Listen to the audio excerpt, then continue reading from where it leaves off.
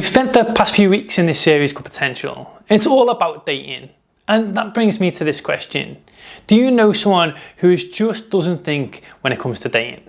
Maybe that person is really careful when it comes to nearly every other area of their life, but when it comes to dating, they want to be with someone so bad that they seem to settle for anyone. Or they just overlook a ton of red flags just so they can date someone. Like, we all have that one friend who says things like, I know they aren't perfect, and I know they've done some bad stuff in the past, but they've changed. And they really like me, and they would never do that to me. And in your head, you're just like, hasn't every person that has dated them said the same thing?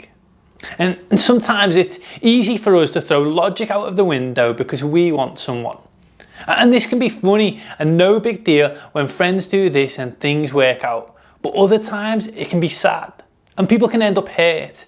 And it is easier to think things like, why would you do that? Or why would you settle? Or don't you think how this is going to end? Or don't you know how it always ends? In some ways, that's why people talk about regret so much when they talk about dating. It isn't that dating itself is bad. Dating can be a great part of your high school years, but sometimes the emotional entanglement of a relationship can make it so tough to see things clearly. Or sometimes we want to be in a relationship so bad that it can be easy to make choices that we probably wouldn't otherwise. And we can end up making choices we regret because of the pressure that we feel. And what's interesting is that although we can see it when it happens to other people, we often don't always see it ourselves. For example, like, you all know what a mirror does, but how about a magnifying glass? Like, a magnifying glass blows things up so you can see them better. And this is what we do sometimes. We use a magnifying glass with other people, but we refuse to use a mirror with ourselves. And maybe one of our friends is dating someone who doesn't have the best reputation, and you thought that he or she was making a terrible mistake. But then you met someone who didn't have a great reputation, but for different reasons, and because you felt like your situation was different, you were confident you could handle whatever happened, or that you could change them in some way. Maybe one of your friends had clear boundaries about what they would and wouldn't do in a relationship, and then they dated someone who pressured them to cross the line. And that's not the best idea, right? But you started dating someone and thought it's not that big of a deal. And feelings were everything, and you felt pressure from them or from yourself to do the things that you thought you wouldn't do. Maybe you've had a solid evidence that your friend was being cheated on, so you told them, but there was nothing you could do to get your friend to believe you. So they stayed with them, which was clearly a bad choice that wouldn't end well. But then you've dated someone and you've got word that they've cheated on you. And obviously you're done with them, right? But you felt like it was better to be with someone who hurt you than to be by yourself. See, we all tend to have the same general rules when it comes to dating. Don't date a cheater or someone who brings you or pulls you down and pulls you away from your values.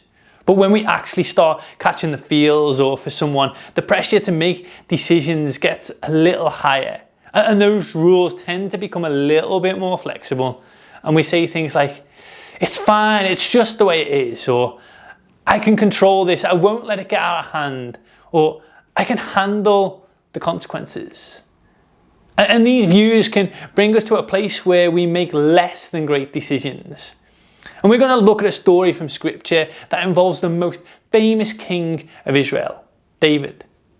And David had lots of great hits, including stories like David and Goliath. And if you've ever heard of David, you probably think of him as this pretty positive person. And we've known as a great leader, and he's even described as a man after God's own heart. But even with that kind of clout, he still has his downfalls. The event we're looking at today took place during a war with the Amorites, one of Israel's biggest enemies. And during that time, when a nation went to war, it was normal for the kings to fight alongside his troops. But this time, David decided not to be like other kings. In the spring of the year when the kings normally go out to war, David sent Joab and the Israelite army to fight the Amorites. David was essentially like, nah, I'm good, you have the fun. And that decision had consequences that would unfold later by choosing to stay at home. And David was essentially sending this message to his troops: I want you to take care of the hard stuff, but I'm going to hang back at home. And that was just the beginning. While his army was at war, David was home and bored. And this is like the summer when school's out and all your friends are busy and you're sitting at home with nothing to do all day long. Your hobbies are getting old, your screen time has gone way too high and you're starting to go a little stir crazy. And one afternoon, David was walking around on the rooftop of his palace where he could look out upon the city that he rules. And all of a sudden he notices a beautiful woman bathing on her rooftop, which might seem a bit weird to us because who has a bathtub on their roof? But back then, rainwater would gather on the rooftop and it would make a lot more sense. But David never should have been on his rooftop to begin with. The most dangerous place for you to be is any place you should never have been in the first place. And David wants to know more about it. And it's obviously an abuse of power, but David is the king. And in this culture, the king gets what he wants. And in this case, he wants her. The most dangerous person for you to be with is anyone you should never have been with in the first place. And he sends out his men to find out about her. And this was their report.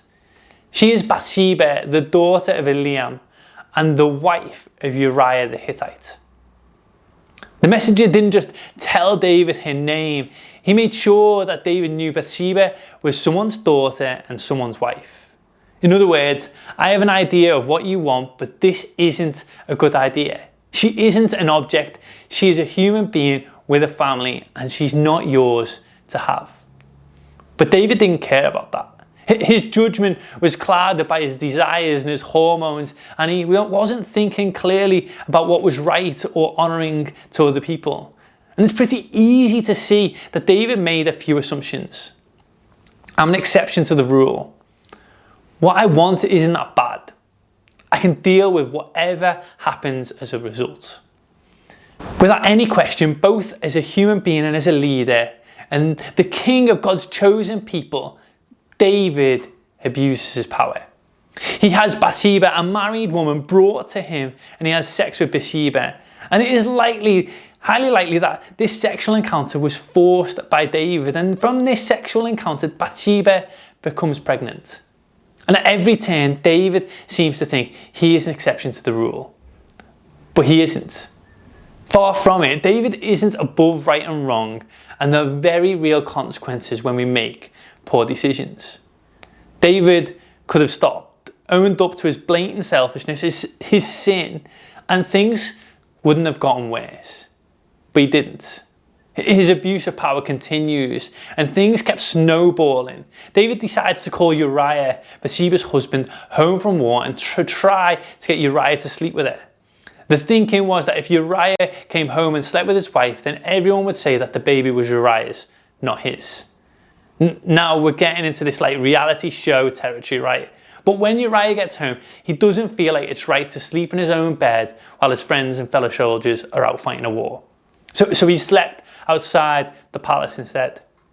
So David invites Uriah over for dinner, hoping to get him drunk so that he would go home and sleep with his wife. No, Uriah still wouldn't go back to his house. So now David is desperate to hide what he's done, and he's given an order for Uriah to go back to war.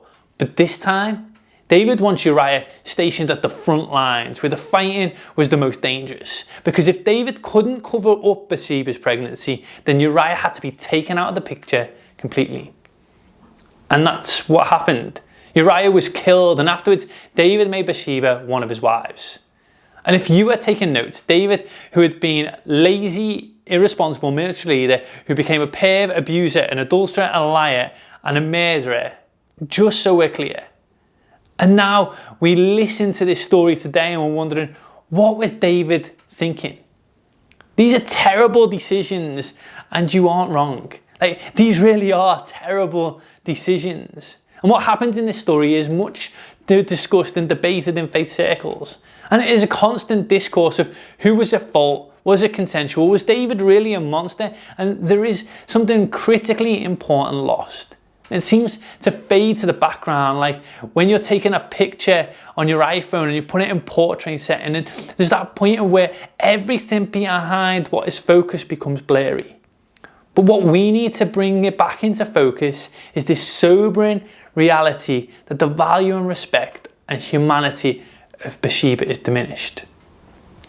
Somehow we tend to make David the focus of this story, and Bathsheba and the way her life is sent into upheaval and loss and pain and heartache becomes an aside, and Bathsheba becomes diminished.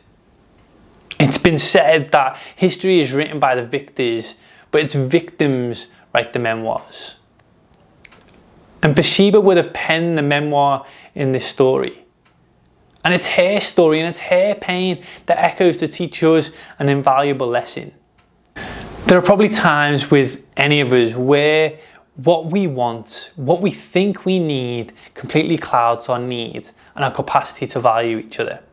Maybe you haven't been nearly as extreme as in this story, but we're all capable of getting stuck in a storm because we created the weather. And if we have slowed down, gotten honest with ourselves and had a bit of perspective, then maybe things wouldn't have gone downhill so fast. But sometimes when the pressure is on, we lose perspective. We can convince ourselves that we're the exception, and we believe that we won't have regrets or get caught, and we can turn it around and make it right, and we won't turn out like everyone else. Like we have a relationship that others can't possibly understand, and we become in denial, and if we aren't careful we can wind up making loads of bad decisions just like David did. And without ever realizing it, we do not even think that there is another person paying a very steep price for our selfishness. Over and over again, David was asking, what can I do to get away with it? How can I avoid the consequences? And every decision he made was through that perspective. And because he was the only person speaking into his decisions, he did things that he knew he shouldn't.